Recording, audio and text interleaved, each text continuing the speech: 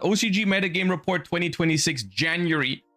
This is an interesting one because it is the first metagame recap or report of the year for the OCG. And remind me real quick, is this with the newest ban list for the OCG already? I believe so, right? This is the one that is... What were the biggest changes? It was 1 Max C. I guess I can just take a quick look at the first list and see if it's 1 Max C. It is 1 Max C. Okay. So what was the biggest things with that ban list? It was Max C to 1. It was 2 Ash, 2 Called By.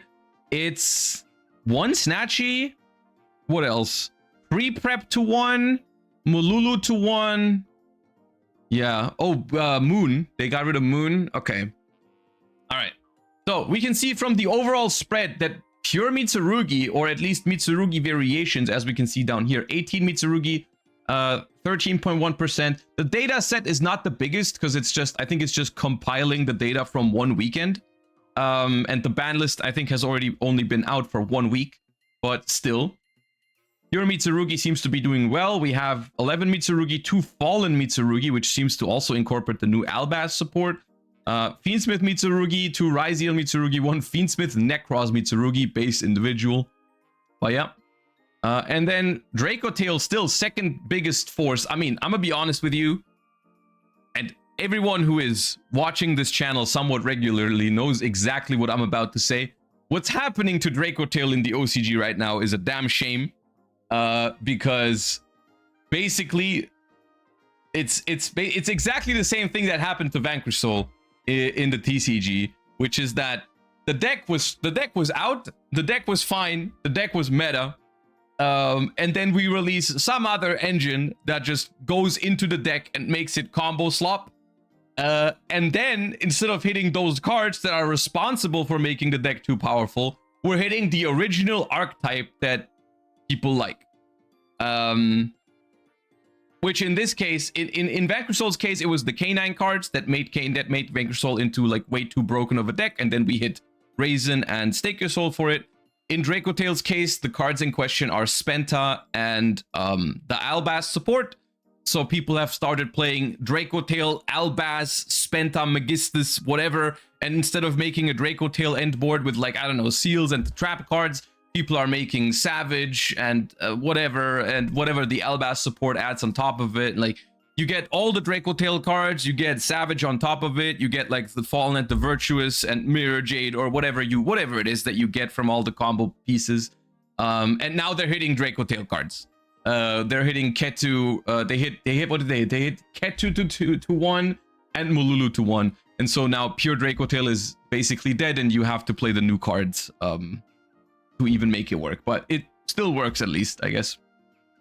Pure Mitsu is receiving a big buff in a new product in the OCG. I have no idea when we are gonna get this card, but this card is massive. I already reacted to it on the Plus channel, but just for context here, this ritual monster is insane generic ritual support, and it's of course coming out at a very good time for Mitsurugi. There's a lot of text on this card that literally doesn't matter. There is one part, because you never summon this card. This effect matters. You can reveal this card in your hand, pay 2,000 life points, banish a ritual spell from your deck, apply that card's activation effect that ritual summons a monster. So basically, it copies a ritual spell in your deck, which is consistency, because it basically is more copies of Mitsurugi Ritual. But it's even better than that because it bypasses the twice per turn on Mitsurugi Ritual, right? Because usually you can only use each effect once per turn with Mitsurugi Ritual. With this card, it doesn't count as using up one of those. You're just copying. It's like transaction rollback interaction. So you can now use Mitsurugi Ritual like 3 times per turn, basically, on top of this being a consistency card.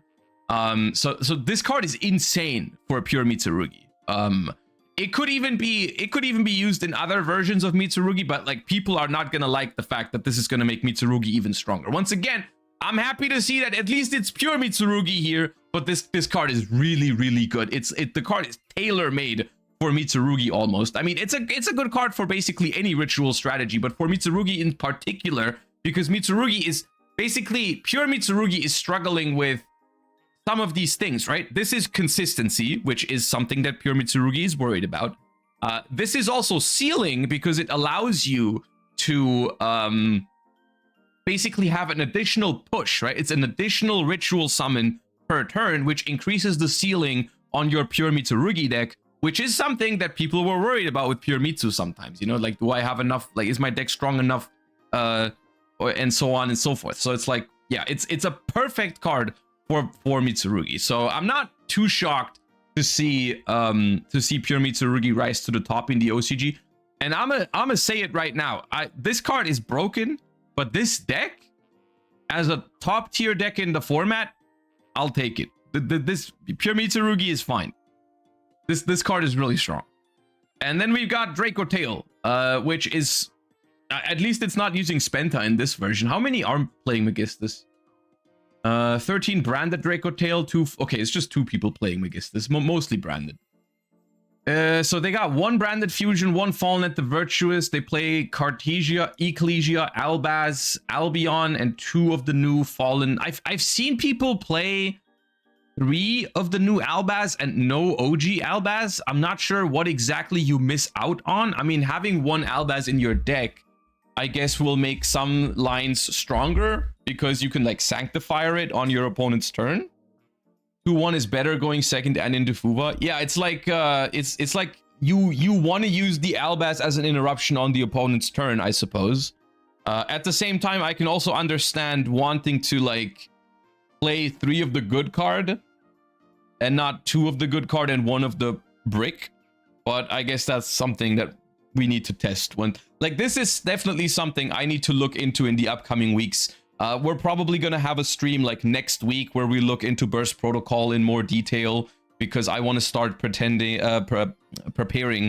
for YCS Dortmund.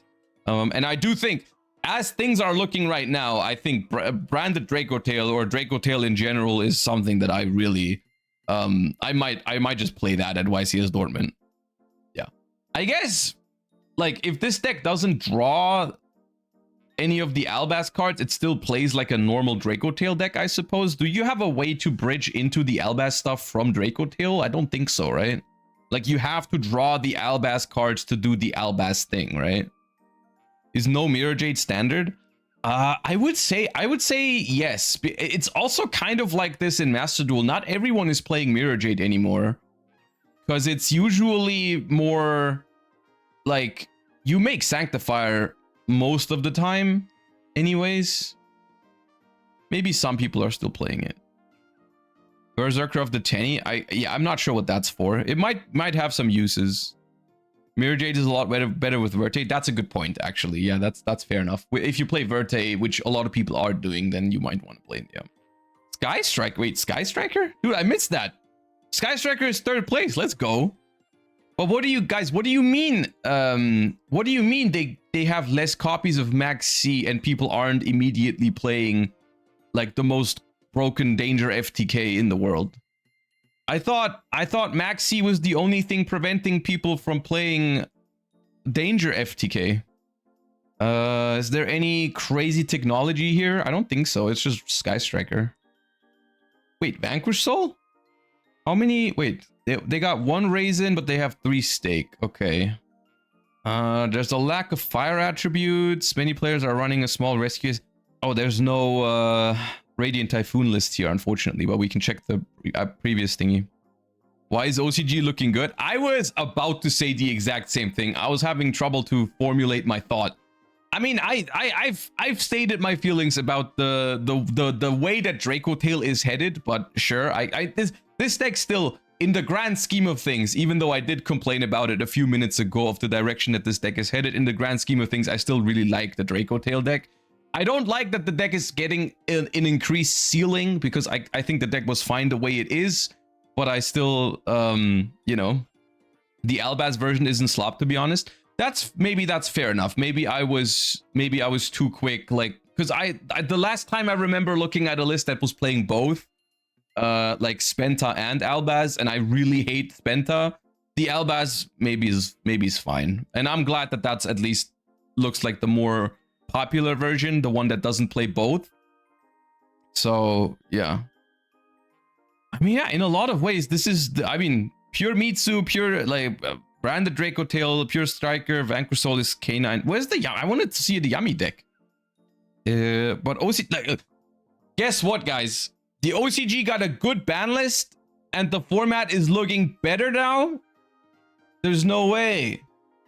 Anyways, look at this beautiful side deck over here, by the way.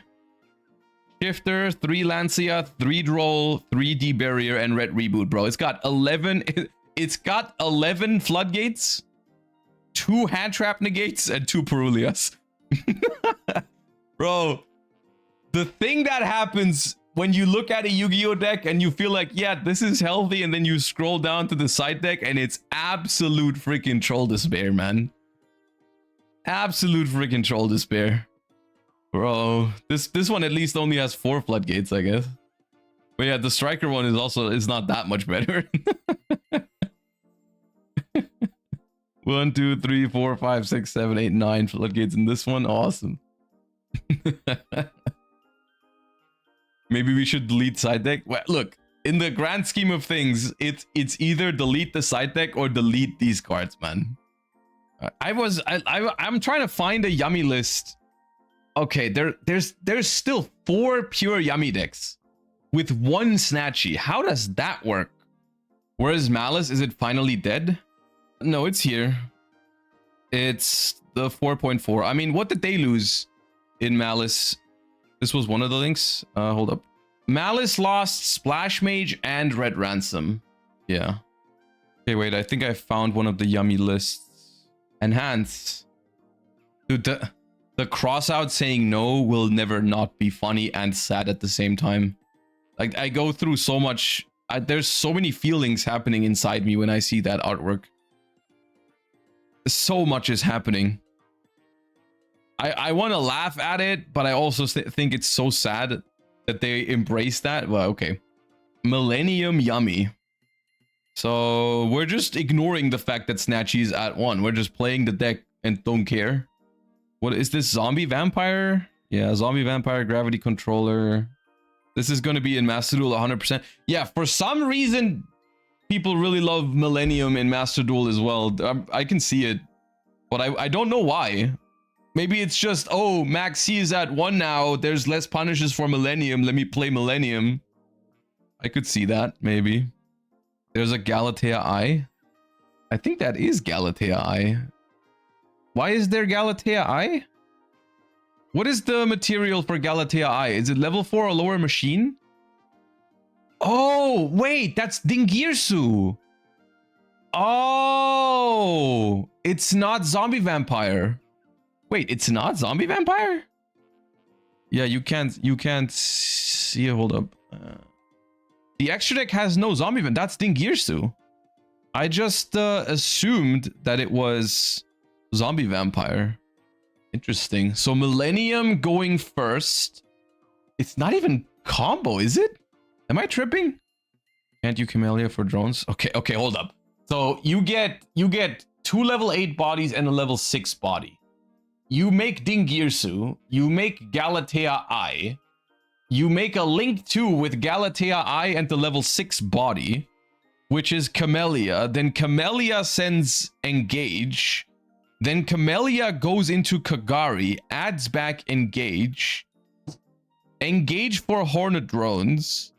That's your level 2 Synchro. And then on top of that, you can... Oh, they don't play Engage, then Hornet Drones, whatever.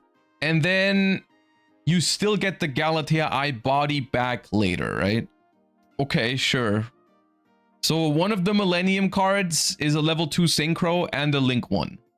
Just make Zombie Vampire and hit Cupsy. It's not that hard. It's not that deep. Bro was in the lab. I don't even know. Does it make sense? Wait, does it make sense? Because you could just, if you have 3 bodies from the Millennium engine, you could just make Camellia. But then you can't activate the Hornet Drones because you still have the level 6 body. Or level 8, whatever you have left over. Yeah, it does make sense. In a very twisted, weird way, it makes sense.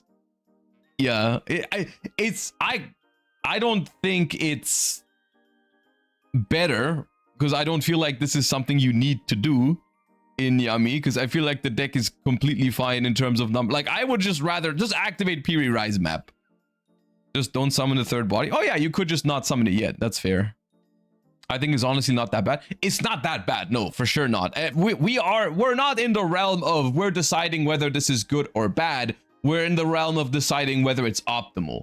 And those are two very different questions. Like, very often when people say something's bad, what they mean is like it's not optimal, I think, which is, I guess it's a bad way to put it. Just call something like but people go that route, like in a competitive sense, like, okay, if it's not 100% optimal, then it's bad. But like, this is definitely not bad. It works.